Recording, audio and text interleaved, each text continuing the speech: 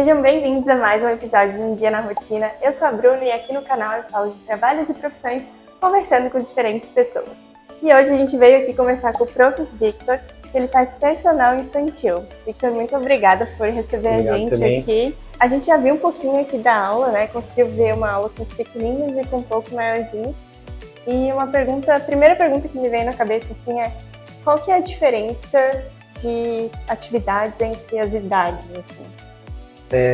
Quando a gente fala de idades para crianças dentro do desenvolvimento motor, a gente tem que pensar que cada uma está em fases motoras diferentes.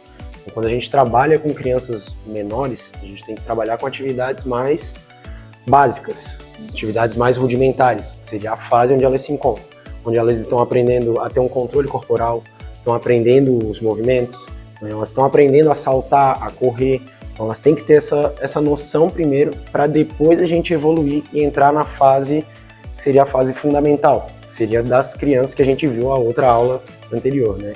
Então tem a fase fundamental e a especializada, que ainda assim é um pouquinho diferente. Então a gente já aprende o arremessar já diferente.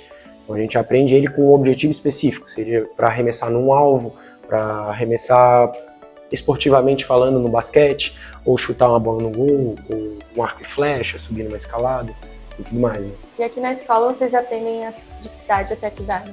Hoje a gente atende aqui no estúdio dos 3 aos 13 anos, que é uma faixa etária onde ali eles já estão encaminhando para uma atividade mais pré-desportiva, né, que eles já estão se especializando. Às vezes um quer trabalhar mais com futebol, então ele já procura uma escola mais especializada com futebol, ou com uma natação, procura um esporte mais específico, né? Aqui a gente trabalha mais com as habilidades e as capacidades motoras para a gente englobar tudo isso, mas a gente também trabalha com os esportes aqui. Então tem semanas que a gente trabalha com futebol americano, ou trabalha com escalada, esporte de aventura.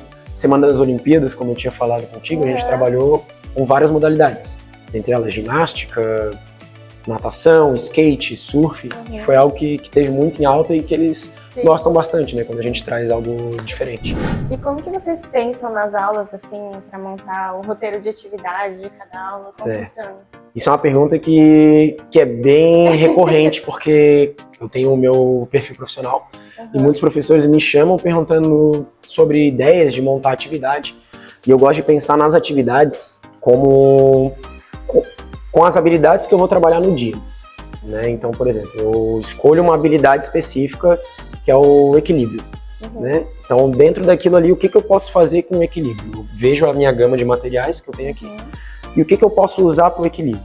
Então, eu tenho uma corda, eu tenho um cone, tenho uma escada, tenho uma argola, e eu vou montando a partir daquilo, e não de atividades prontas. Hoje a gente entra na internet, a gente tem uma gama de atividades já prontas.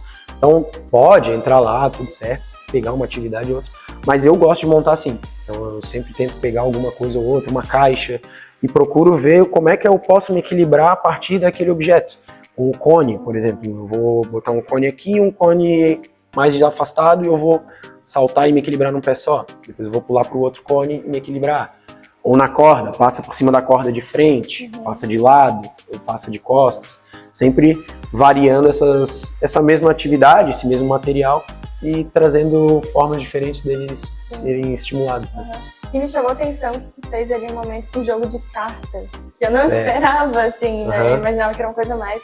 Claro, teve os exercícios dinâmicos, né? Mas qual que é o objetivo de um jogo assim? Tá. Dentro de uma aula de educação física, né, a gente tem momentos, né, que são divididos. A gente tem um momento principal, um momento inicial, né, onde geralmente a gente senta com eles, conversa, que foi a primeira parte, onde a gente deu bom dia, perguntou como é que foi a Páscoa deles, que eles acabaram de voltar da Páscoa, tudo mais. Expliquei um pouco como é que ia funcionar a aula, e depois a gente parte para a parte principal, que seria o aquecimento, que a gente fez aquele jogo do ninja ali, que eu fiquei com espaguete para um lado e pro outro. A parte principal, o equilibrar, colocar dentro do cone, fazer a pranchinha, jogos de força e tudo mais. E a parte final seria um volta calma, que a gente chama.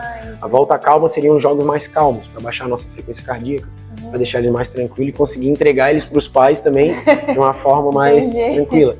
Na escola se utiliza muito isso, né? As crianças vão para a educação física, mas elas têm que voltar calmas para dentro de sala de aula, porque senão os professores acabam não conseguindo controlar eles depois por causa de toda a euforia dos jogos. Faz sentido, né? Qual que é o benefício, assim, de ter uma aula específica que trabalha essas habilidades? Nossa, tem inúmeras, né? Mas o principal deles hoje, para mim, é o criar o hábito saudável para a criança. Trazer ela para dentro do exercício e fazer com que o exercício seja prazeroso para ela. Sim. E trabalhar principalmente de forma lúdica. Hoje, como tu pode ver, se eu pedisse para eles fazerem 30 burpees, 1 minuto de prancha, correr 10 voltas aqui, para eles vai ser chato. Não vai ser tão prazeroso.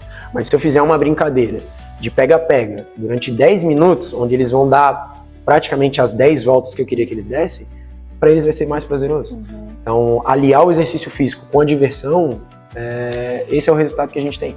A gente tem criança feliz, a gente tem criança com prazer de se exercitar e ela vai levar isso para a vida, né? Criar esses hábitos saudáveis para a vida é muito importante. É fazer o exercício sem perceber que tá fazendo. Exato. Né? Além de tudo que ela vai levar para a vida dela, né? O equilíbrio, o pegar ou manipular um objeto. Hoje a gente tem pessoas que têm defasagens dentro da sua área motora, não consegue se levantar de uma cadeira sem um apoio. Então isso é importante para eles, né? A gente trabalhar isso desde cedo e fazer com que eles levem isso para a vida e continuem. E qual o maior desafio de trabalhar com criança? Hoje está trabalhando, né? Com esse nicho, qual que é o maior desafio? Nossa, eu já passei por tantas experiências que é difícil, assim, tem que gostar. Tem que gostar.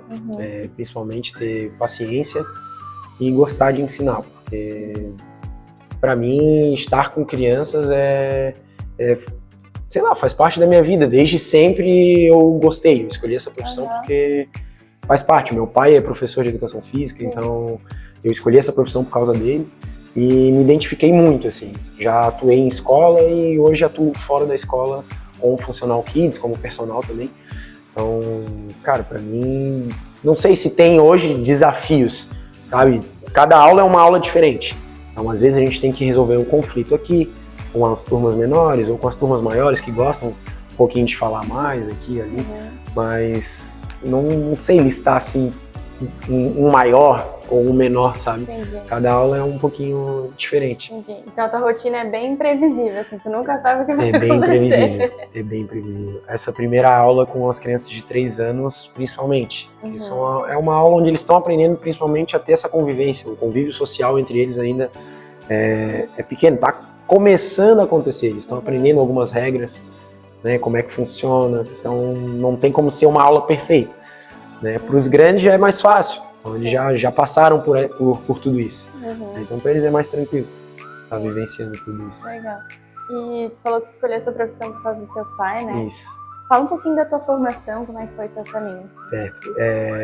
Quando a gente estudou juntos, né? Então, sabe que o meu pai, ele deu aula na nossa escola. Tive aula com ele. E tu teve aula com ele? Tive, bacana. Então, eu sempre ficava assistindo às aulas dele.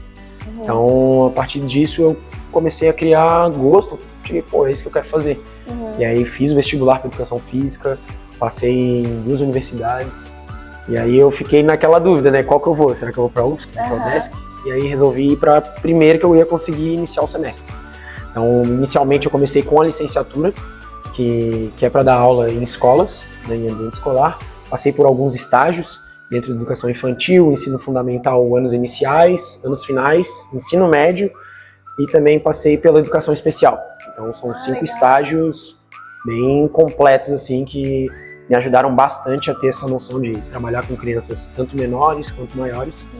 E depois disso eu fiz o bacharelado, que é onde eu tive que fazer, porque é onde eu posso atuar hoje.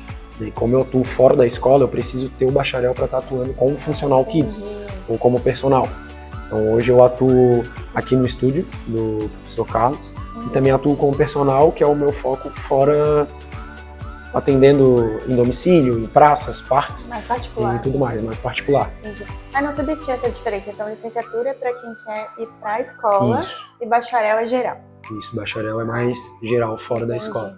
E tu teve esse exemplo do teu pai, né? Isso é muito legal, mas assim, que dica que tu daria para alguém que não tem esse exemplo, por exemplo, mas acha que se identifica com essa área de educação física? Eu acho que todo mundo, se fizer o curso de Educação Física, vai se identificar com essa área. Porque é um curso muito versátil.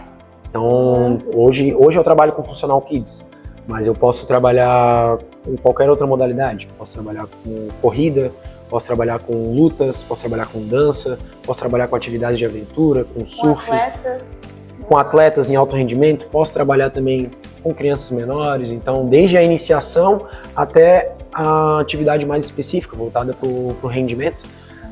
E assim, eu passei por tantas modalidades que ficou fácil escolher. Entendi. Então, eu trabalhei com atletismo dentro da universidade, trabalhei com natação, com dança, judô.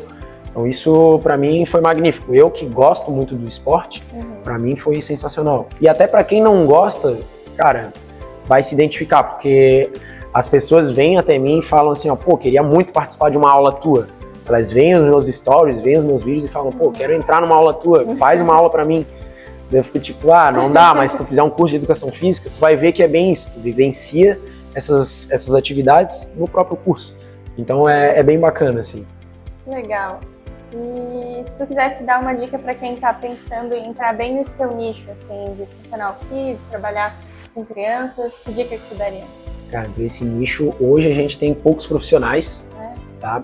E é uma área que a gente está precisando muito. Tem muitas crianças hoje com déficit motor, então é importante a gente estudar, saber bem o que a gente está aprendendo e o que a gente vai repassar. Como é que a gente vai mediar esse conhecimento que a gente tem e passar para a criança. Então, isso é importante. Aprender que cada indivíduo tem a sua necessidade. Então, a gente saber que tem influências dentro do aprendizado, né? A gente tem o meio, tem o ambiente e tem o nosso objetivo principal. Então, a gente não pode fazer uma atividade também que seja muito difícil com a criança. Então, a gente tem que estudar mesmo. Para acabar não, como é que eu posso dizer, reproduzir apenas atividades soltas, que é o que muitas vezes acontece e é o que eu faço dentro das minhas aulas. Eu busco uma habilidade para não estar só reproduzindo uma atividade, só porque eu vi na internet ou algo do tipo. Entende? O montar a atividade, saber montar e prescrever é o principal. Entendi. Eu acho que é o principal foco hoje.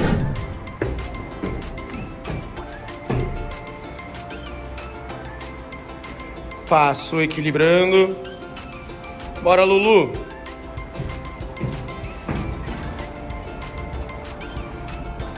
Boa! Fez a pranchona. Aí.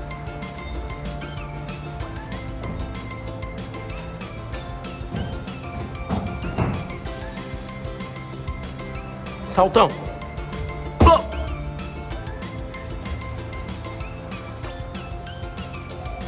Boa!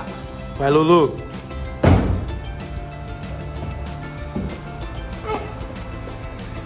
Não deixa escapar! E vai-se embora!